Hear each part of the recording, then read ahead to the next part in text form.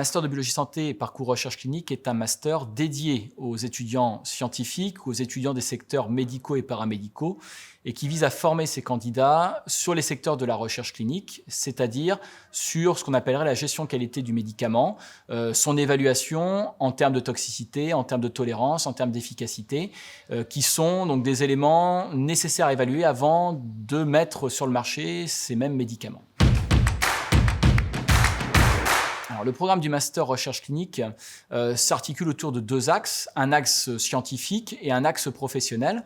Alors, l'axe scientifique vise à renforcer les connaissances des candidats sur deux domaines particuliers qui vont nous intéresser lorsque l'on est dans le secteur de la recherche clinique, la pharmacologie, c'est-à-dire tout ce qui concerne l'évaluation et la production du médicament, et le deuxième secteur qui sont ce qu'on appelle les physiopathologies, c'est-à-dire la compréhension des dysfonctionnements biologiques qui déterminent l'évolution des maladies.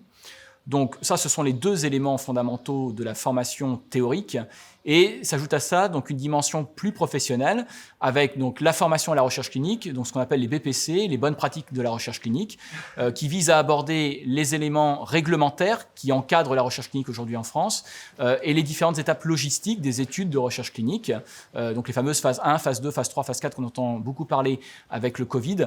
Et donc on rentre un petit peu dans le cadre de l'objectif de ces différentes étapes d'études et sur la manière dont ils sont dirigés. Il y a aussi une part importante qui est faite à la gestion des données biomédicales, avec donc une formation technique à l'usage des bases de données, la création de bases de données et l'analyse de statistiques. Bien évidemment, ce qu'on attend, ce sont des candidats venant de filières scientifiques ou de filières médicales ou paramédicales. Sur les filières scientifiques, il faut bien évidemment avoir une formation préalable de biologie. Donc on va sélectionner préférentiellement soit des candidats qui viennent de filières licence sciences pour la santé ou de filières sciences de la vie avec un parcours orienté santé. Pour les filières médicales, ça peut être des gens qui sont après effectivement la validation de leur thèse d'exercice en médecine ou en pharmacie, des gens qui viennent compléter leur formation dans le secteur de la recherche clinique. Et aujourd'hui, un certain nombre de formations paramédicales, comme les kinés, comme les infirmières, peuvent voir un intérêt effectivement à développer des compétences complémentaires dans le secteur de la recherche clinique. Alors, le recrutement des candidats s'opère sur un dossier qui va comprendre donc le cursus universitaire ou le cursus de formation préalable avec les notes obtenues et puis une lettre de motivation de manière à ce que l'on puisse aussi viser l'adéquation entre le projet professionnel qui est visé par le candidat et la formation que l'on délivre dans le cadre du master.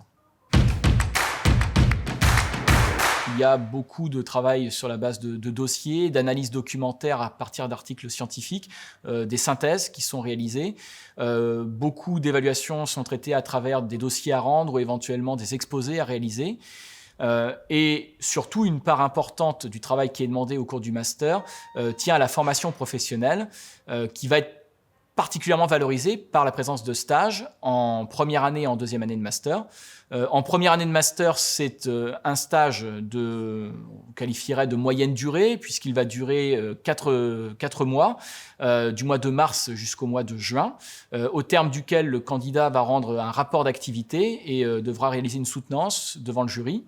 Et en deuxième année, là, le stage devient prépondérant dans la formation, puisque c'est un stage en alternance qui va être proposé, avec 5 semaines de cours initial au cours de l'année, donc en septembre et octobre. Et à partir de mi-octobre, le candidat part en stage, donc qui va être parlé durant toute l'année, sous la forme de 4 jours de stage donc sur le site professionnel, laboratoire ou entreprise, et une journée de cours par semaine, qui peut être suivie en présentiel ou en distanciel. On peut distinguer deux grands types d'activités en recherche clinique, l'activité de promotion et l'activité d'investigation. La promotion, ce sont les personnes qui vont porter le médicament. Alors, pour donner un exemple, ce sont des personnes qui vont travailler soit pour des industries pharmaceutiques, soit éventuellement pour des prestataires de services et qui vont rechercher des sites, le plus souvent hospitaliers, pour pouvoir tester le médicament, pour obtenir les données ensuite suffisantes pour faire l'autorisation de mise sur le marché. Les métiers de la promotion donc, vont apparaître soit donc, dans l'industrie pharmaceutique, c'est un des éléments importants et l'un des principaux secteurs d'embauche, et puis aussi des prestataires de services, donc des entreprises privées qui assurent de la prestation de services en recherche clinique en promotion. Cependant, beaucoup de candidats envisagent plutôt d'aller vers l'investigation, puisque l'investigation, donc c'est le suivi, cette fois-ci, de l'étude clinique à proprement parler, qui est réalisée dans l'essentiel des cas dans les structures hospitalières et qui permet le plus souvent des contacts avec les patients, ce qui fait qu'il y a aussi une dimension humaine assez importante et souvent qui intéresse les candidats. Alors, ce sont les métiers donc de tech, de techniciens d'études cliniques, et les métiers donc d'attachés de recherche clinique, qui vont donc mettre en place l'étude initiale avec justement donc les personnes qui travaillent sur la promotion, qui vont ensuite suivre les études, donc ils vont aider le médecin investigateur à faire la sélection des patients. Ils peuvent être aussi éventuellement impliqués en dehors de la sélection, dans l'accueil du patient dans les services hospitaliers. C'est eux qui vont les guider. Ils peuvent aussi poser des questions aux patients, donc remplir des questionnaires de type biologique ou de type éventuellement socio-économique en fonction des études qui sont menées. Et puis aussi, ils auront un rôle important dans la collecte des données et dans la précision des collectes de données, dans la constitution des bases de données pour l'analyse. Et ils peuvent éventuellement être impliqués aussi comme data manager dans l'analyse des données obtenues dans le cadre des études. Ce sont des promotions de petite taille. Nous avons actuellement entre 6 et 7 étudiants en Master 1 et en Master 2. Alors, ça favorise évidemment le contact entre les professionnels et les intervenants qui viennent enseigner aux étudiants. Ça favorise aussi le travail collaboratif qui est pour nous un élément majeur de formation dans ce master. Ça va aussi bien évidemment favoriser l'aide pour trouver les stages, en sachant que les stages ont un point important dans la formation aussi bien en M1 qu'en M2. Il y a d'ailleurs à ce titre un pôle entreprise qui va constituer de manière permanente des collaborations avec un certain nombre d'entreprises locales, voire même à l'échelle nationale. Et donc ce registre est à la disposition des étudiants pour trouver des stages qui correspondent aussi à leurs attentes. Dans le cadre du Covid, par exemple, cette année, le pôle entreprise a réussi à trouver des stages pour des étudiants qui étaient en souffrance de stage, qui n'arrivaient pas à trouver compte tenu des circonstances. Donc c'est quand même malgré tout une plus-value intéressante pour la formation.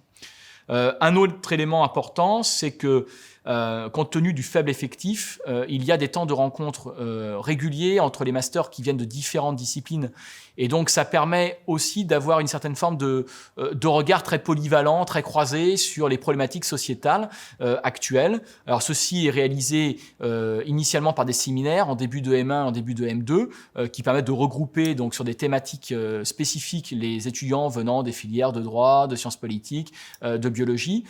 C'est aussi l'occasion, quand on est à l'ICES, de suivre une formation plus intégrale qui va donc prendre des dimensions d'ordre plus déontologique, plus philosophique, plus méthodologique à travers le Magister Sapiens, qui peut venir s'adosser à la formation disciplinaire qui est délivrée dans le Master Biologie Santé.